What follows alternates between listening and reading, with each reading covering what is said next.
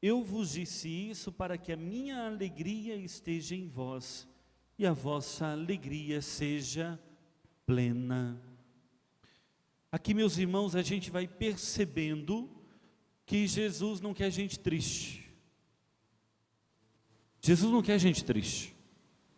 Tem gente que vive a fé parecendo um jacaré com chikungunya, né?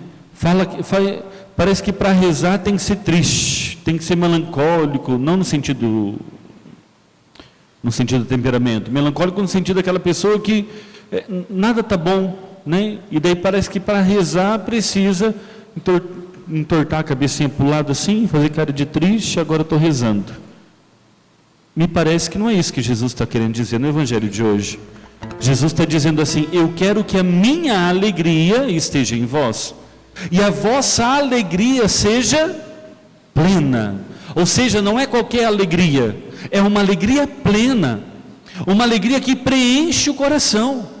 É assim que nós precisamos aprender a viver a nossa fé, de uma forma plena, de uma forma feliz. Eu imagino Jesus muito feliz, muito alegre, inclusive tirando sarro, às vezes, de outro discípulo, né? Porque Jesus, não tem como Jesus ser uma pessoa triste, porque Ele quer que a alegria dele esteja em nós.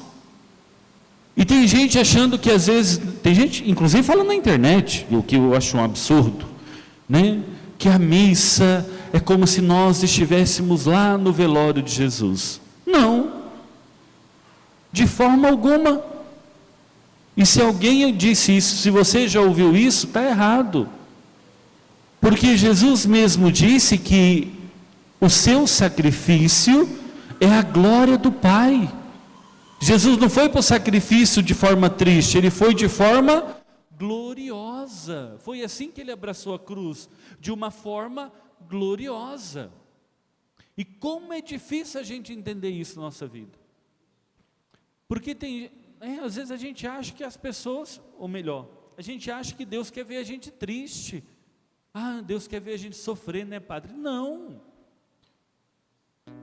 é Deus que nos manda o sofrimento. Às vezes o sofrimento bate a nossa porta, é verdade. Às vezes a tentação bate a nossa porta, às vezes a dificuldade bate a nossa porta, a cruz bate a nossa porta, mas quando elas chegarem, o que nós precisamos fazer? Abraçar, levantar a cabeça, seguir em frente e não esmorecer diante disso tudo. Eu quero que a minha alegria esteja em vós. Jesus quer cristãos felizes, apesar da cruz. Porque aqui que está o grande detalhe. A gente confunde felicidade com isenção de sofrimento. Tem gente que acha que para ser feliz eu não posso ter nenhum sofrimento. Não é isso. Para que a alegria de Jesus esteja em mim, eu não posso ter nenhum sofrimento. Não é isso. A pessoa que pensa assim entendeu errado a fé. A fé não é estar livre completamente, dá tudo certinho na minha vida, redondinho na minha vida. Irmão, no momento que der tudo certinho na sua vida, você não tiver nenhum problema, nenhuma dificuldade, confere o seu pulso, porque provavelmente você morreu.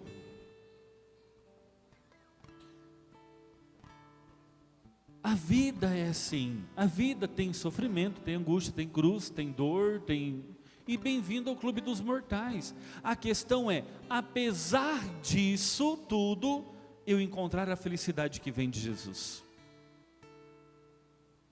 Essa é a alegria do cristão. Há mais ou menos uns 5 anos atrás, na Síria, muitos cristãos foram martirizados. Pasmem, mais de 100.000 cristãos foram martirizados na Síria há 5 anos atrás. Gente, é muita gente. Só pelo fato de ser cristão. A gente acha que a perseguição aos cristãos era lá 2.000 anos atrás. Não, agora está acontecendo. E como que nós sabemos disso? Porque um bispo veio para o Brasil e falou isso, né? Contou os testemunhos, contou toda a dificuldade que eles estavam passando lá. Os católicos, nossos irmãos católicos estavam passando lá. Depois eu não tive mais informações, né? Porque a mídia não mostra essas coisas. E aí esse bispo trouxe para o Brasil uma foto tirada por um outro cristão de um irmão nosso católico sendo enforcado, morte por enforcamento, condenado pelo fato de ser cristão, pelo fato de acreditar em Jesus. Eu tive a oportunidade de ver esta foto, uma foto real, sem IA, sem Photoshop, sem nada.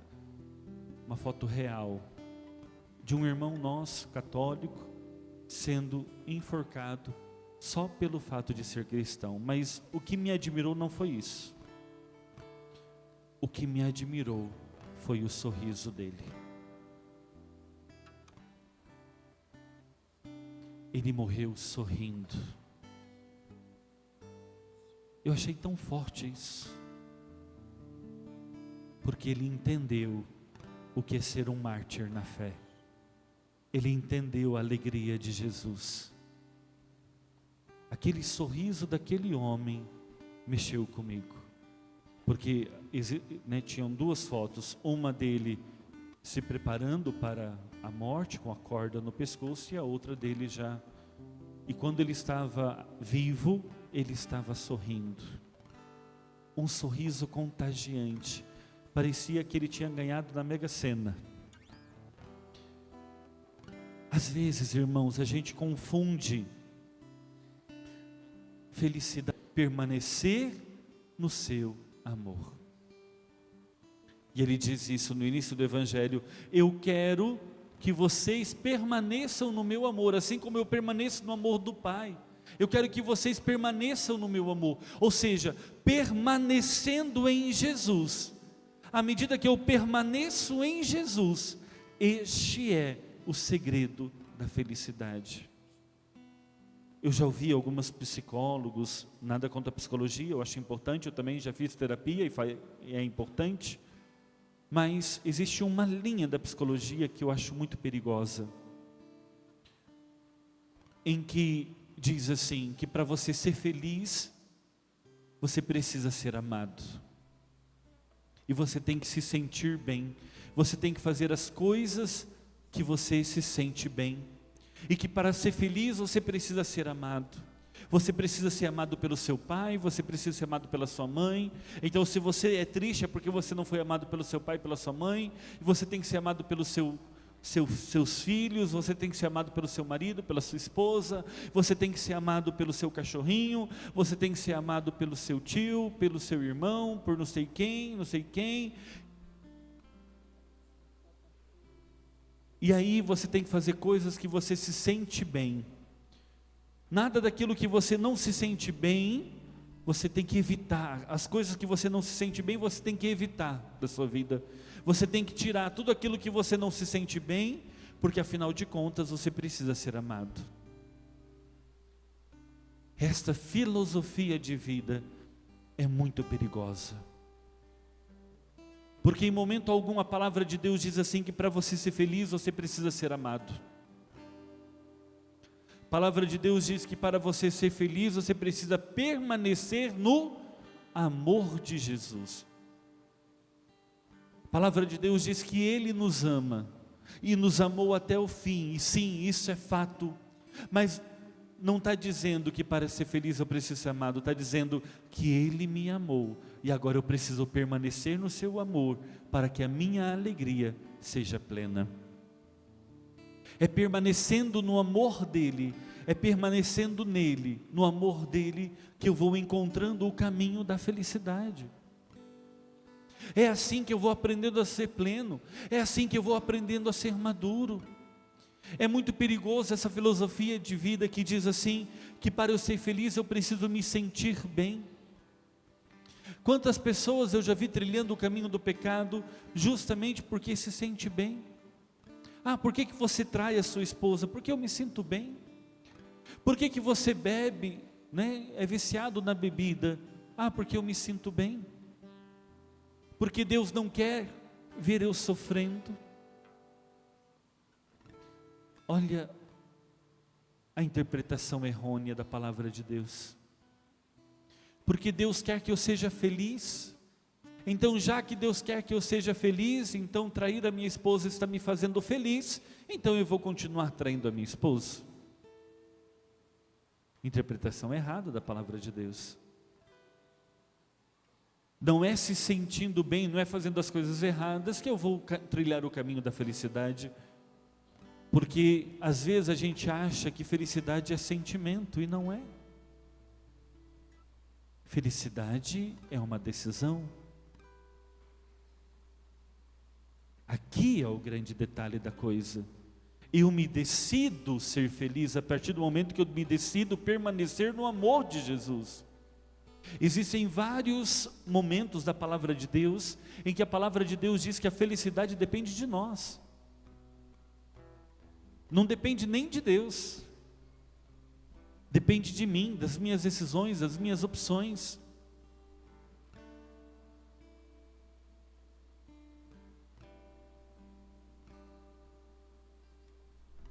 Por exemplo, trechinho do livro de Eclesiástico, se eu não estiver enganado, capítulo 2, diz assim: filho, não entregue a tua alma à tristeza, porque a tristeza matou a muitos. Ou seja, entregar ou não a minha alma à tristeza é uma decisão minha. E há muitas pessoas que acabam entregando a sua alma à tristeza. Meu irmão, não trilhe esse caminho. E qual que é o perigo?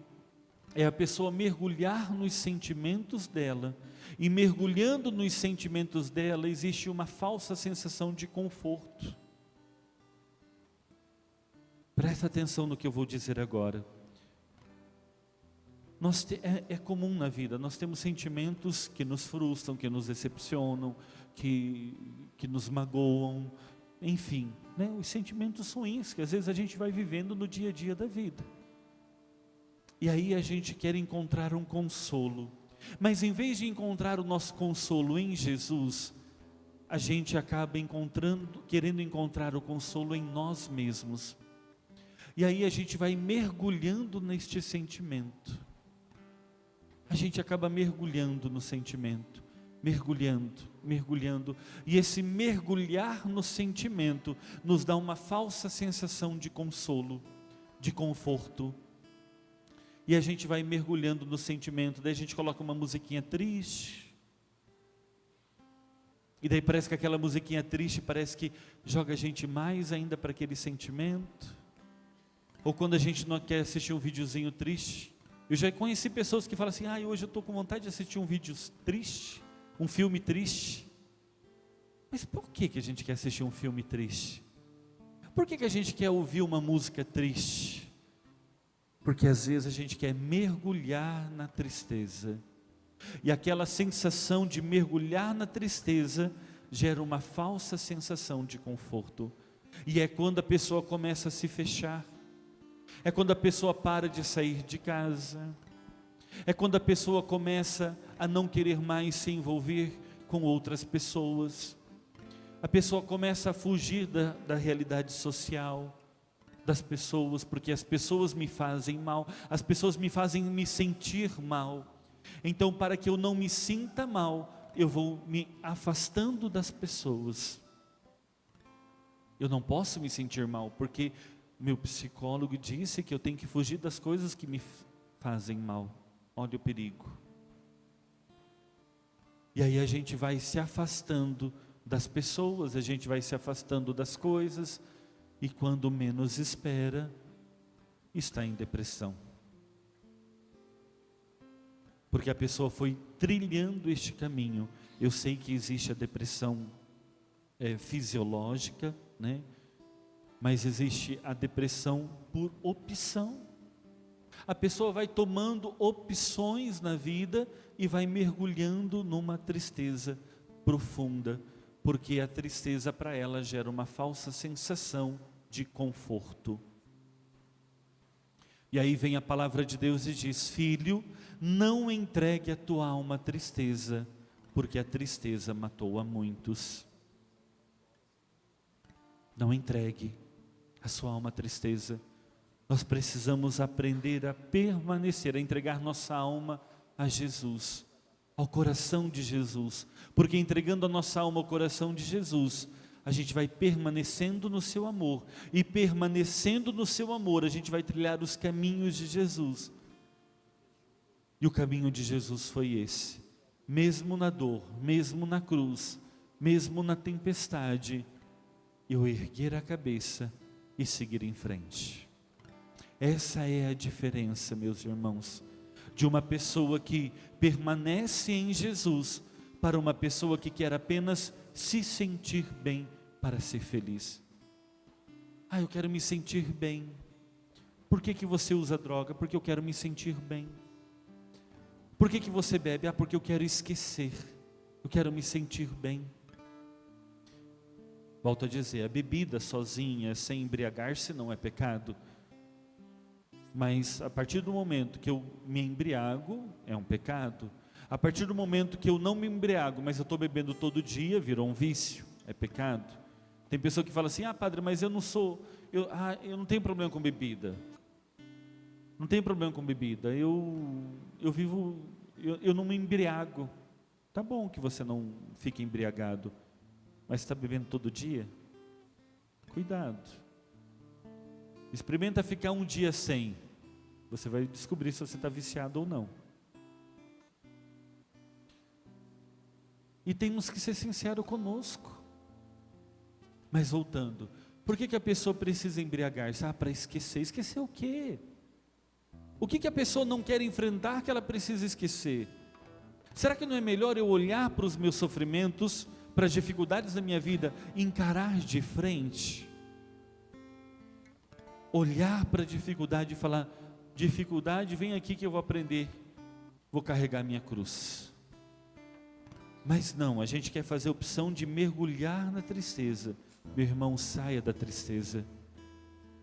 É tempo de sair das nossas tristezas, é tempo de sair das nossas melancolias, é tempo de levantar a cabeça, seguir em frente e não viver conforme as pessoas que às vezes vão fazendo opção pela tristeza, opção pelo vitimismo.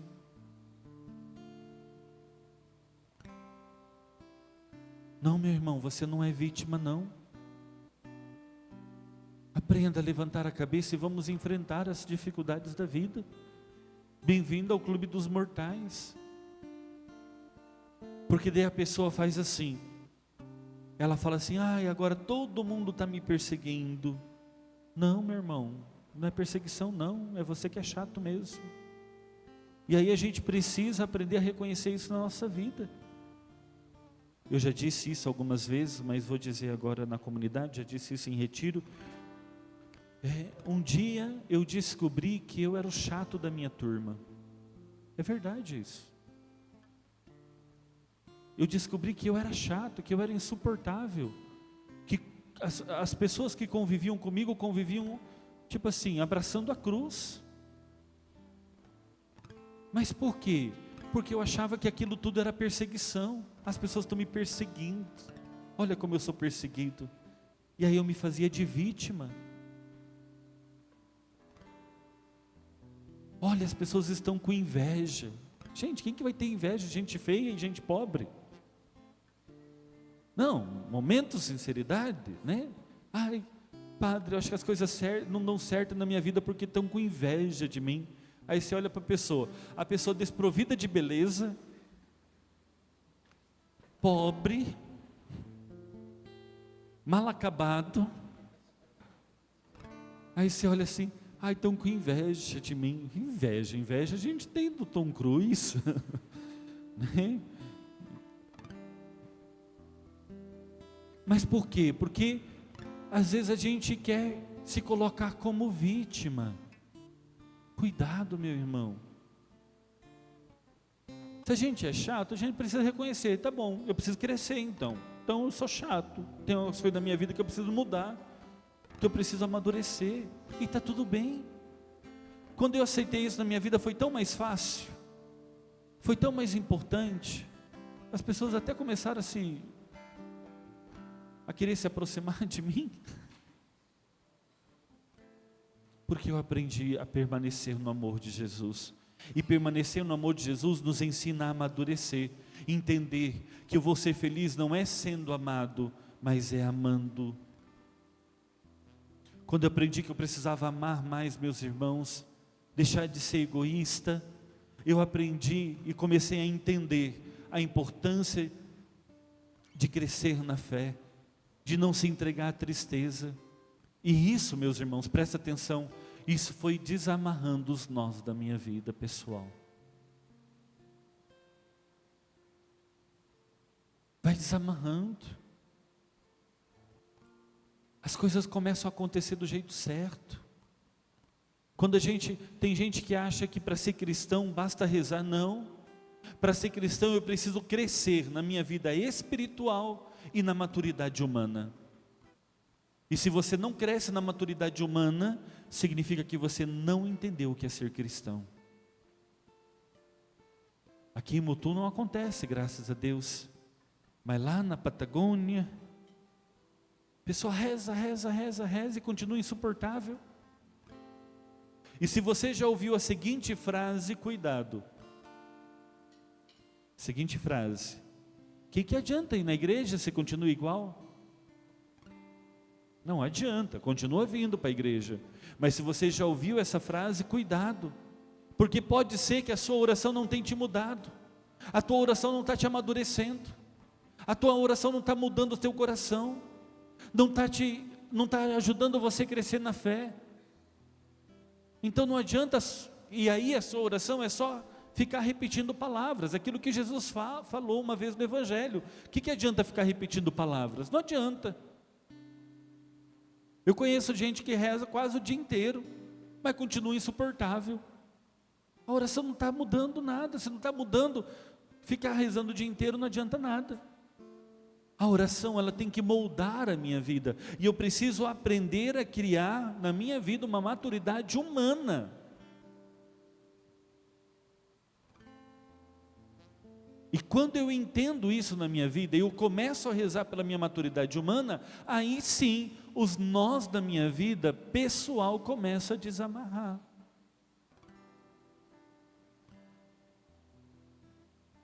Porque para desamarrar os nós da minha vida depende de mim também. Então a gente decide, não, eu preciso desenrolar os nós da minha vida pessoal, ok. Nossa Senhora, eu não consigo sozinho, você me ajuda? Jesus, eu não consigo sozinho, você me ajuda?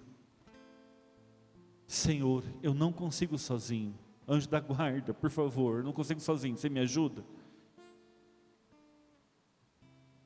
Me ajude, Senhor, a lidar com o meu temperamento difícil. Me ajuda, Senhor, a lidar com as minhas fragilidades pessoais, com a minha chatice. Certa vez, uma pessoa perguntou para mim, um irmão meu, ele era um amigo, ou melhor, ele era um colega, mas ele se tornou um amigo. Nesse momento, ele chegou para mim, eu já era padre, e ele disse assim para mim, fez a seguinte pergunta: Padre, as pessoas estão dizendo por aí que eu sou chato. Eu acho que é perseguição. Porque é sempre assim, né? A gente não quer aceitar que a gente está errado. Então a gente acha que é perseguição. Gente, quem que vai perseguir você? Ah, momento de sinceridade. Para que alguém vai perseguir você? Se você não fez mal para a pessoa, para que alguém vai te perseguir? Se alguém está te perseguindo é porque você é chato, insuportável. Aí vão perseguir você mesmo. Vão falar mal de você, vão se irritar com você. Experiência própria, viu? Tá, mas voltando. E ele chegou para mim e falou assim: Padre, as pessoas estão dizendo por aí que eu sou chato. E eu queria ouvir do Senhor. Porque eu confio no Senhor. O Senhor é padre. E eu queria saber, eu queria entender. Eu sou chato? Gente, deixa eu explicar uma coisa para vocês. 2 perguntas que você não pode fazer para padre. A primeira pergunta: Padre, lembra de mim? Não faz essa pergunta, gente. Olha quanta gente tem na igreja, né? Quanta gente a gente atende, quanta gente a gente conversa, quanta gente não sei o quê, né? Aí a pessoa chega e fala assim: padre, você lembra de mim? Não vou lembrar, irmão. E ainda mais eu não lembro nem das coisas importantes. Não que você não seja, né? Não lembro nem das coisas do meu dia a dia. Às vezes a pessoa conversou comigo há 3 anos atrás. Então, padre, você lembra que eu falei para você aquele dia? Não lembro, tá? Então assim, primeira pergunta: lembra de mim? Não faz essa pergunta para padre, não precisa fazer. Só vai, cumprimenta, né? Enfim.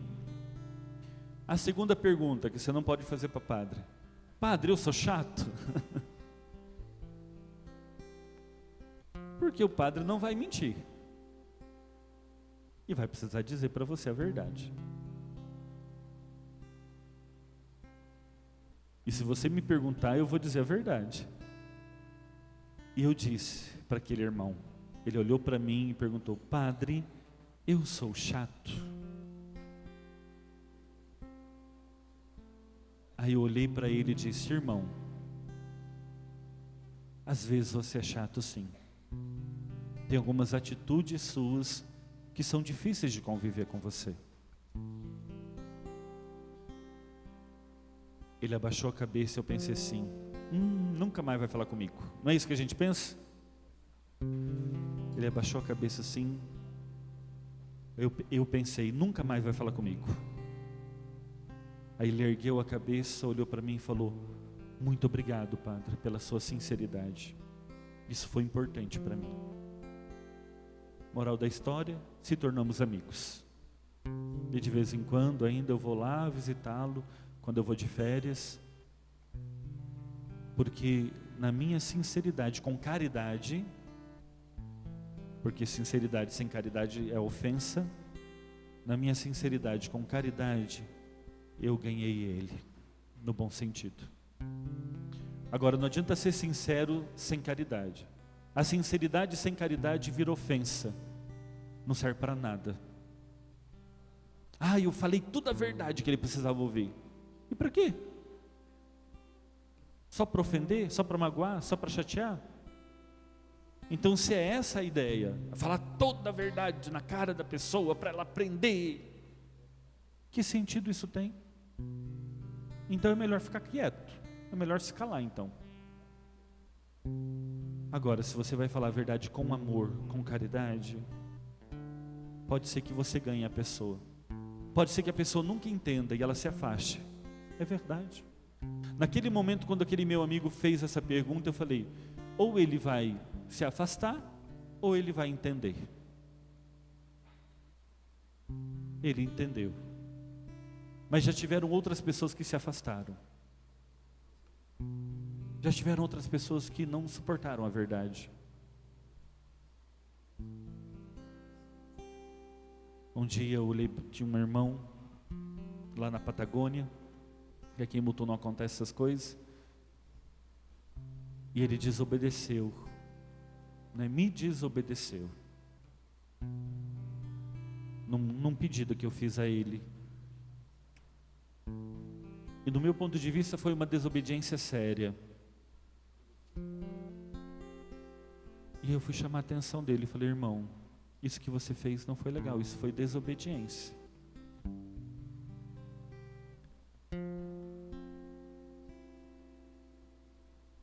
Nunca mais eu vi ele na igreja. Às vezes a gente pode perder alguém, é verdade. Mas a verdade do Evangelho, ela precisa continuar sendo dita.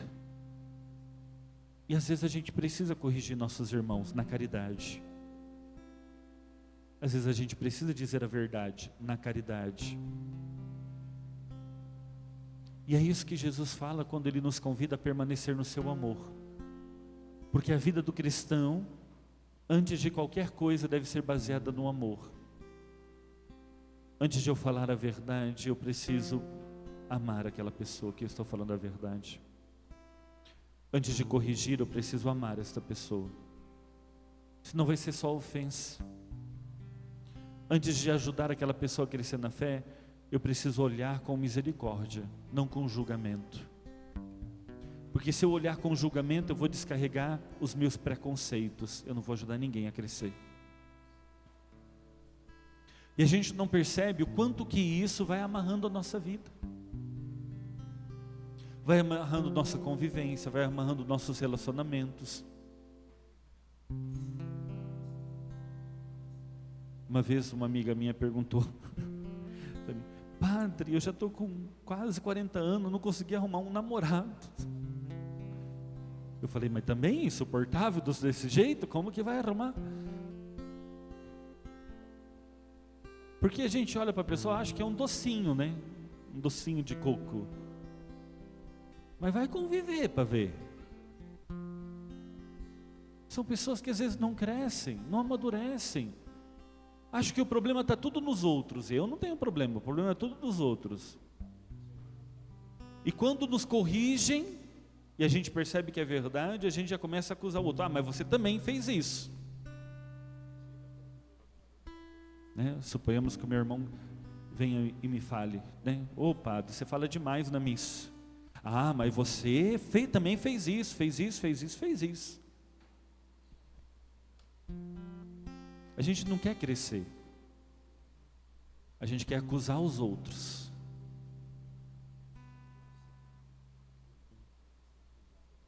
Precisamos aprender a permanecer no amor de Jesus. Santa Teresinha só conseguiu ser santa quando ela virou a chave.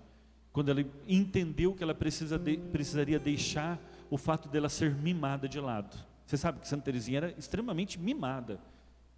Se você não leu o livro História de uma Alma, leia. Ela era mimada. O pai dela tratava ela de princesinha. Oh, minha princesinha, e cuti-cuti, sei lá o que mais.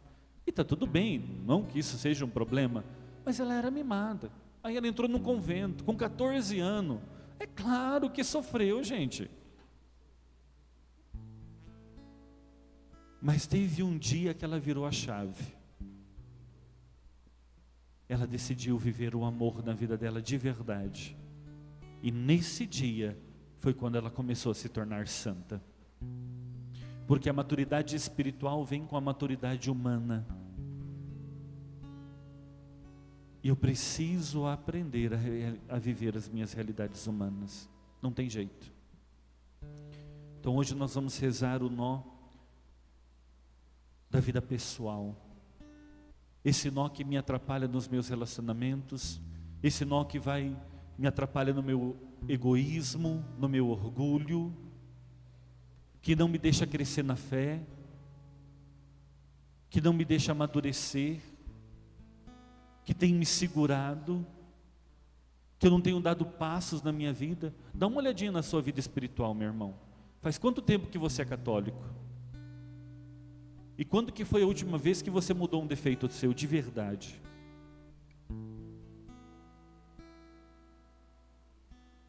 E se nos últimos 5 anos você não mudou nada na sua vida, cuidado. Pode ser que você seja que nem as velhas lá da minha paróquia antiga, que rezava, mas nunca mudava.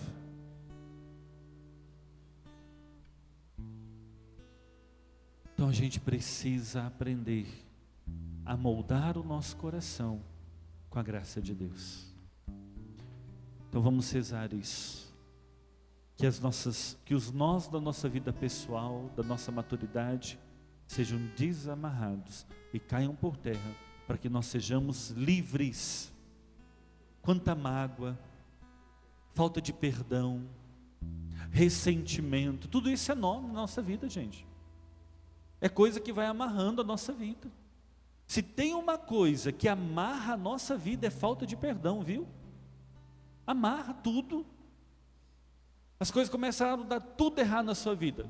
Dá uma olhadinha, veja se não é falta de perdão. Começou a ficar doente, um monte de doença. Veja se não é falta de... Você não está precisando perdoar aí umas 3 pessoas pelo menos. Uma pessoa para cada doença.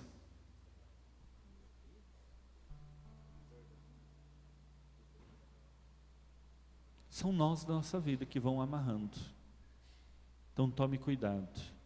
E vamos rezar pedindo que Nossa Senhora nos ajude